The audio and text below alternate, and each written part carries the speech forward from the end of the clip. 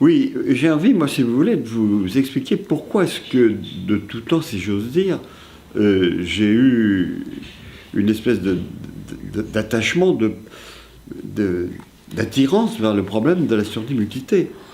Quand j'étais enfant, il y avait à côté, dans notre voisinage, mon père était universitaire, il habitait la Île-et-Rose, il y avait des grands jardins qui descendaient le long de la Bière, et notre voisin, on était voisins sur toute la longueur, c'était un gosse de notre âge, et ses parents étaient sourds-muets. Et lui, il parlait très bien. Et les deux parents étaient sourds-muets et l'enfant parlait très bien. Et un jour, alors qu'on était en train de jouer, les parents viennent et se mettent à lui dire etc. Ce qui voulait dire viens déjeuner. Il s'est retourné vers eux et il leur a dit des horreurs, mais des immondices pour nous, enfants de 8-9 ans. Et j'ai été scandalisé, affolé de voir qu'on pouvait parler comme ça à ses parents.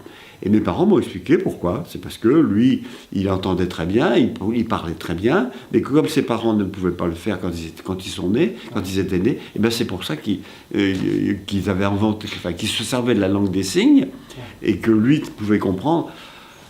Et ça m'a toujours étonné, frappé. Alors, c'est pas vraiment pour ça que je me suis penché par le problème. Il y a eu ensuite d'autres circonstances qui sont les suivantes. C'est que quand j'ai commencé à faire de l'otorino, que j'ai été nommé à l'internat, on m'a dit il faut faire de la recherche. Donc, on m'a envoyé mes patrons, m'ont envoyé faire de la recherche en neuroanatomie, parce que le système nerveux m'intéressait beaucoup déjà depuis ce moment-là. Et c'est la raison pour laquelle j'avais choisi la spécialité ORL, parce qu'on est quand même l'organe qui a le carrefour qui a qui est le plus en contact avec l'extérieur, avec l'olfaction, avec le goût, avec le toucher naturellement de toutes ces zones-là, et puis aussi avec l'expression verbale du larynx.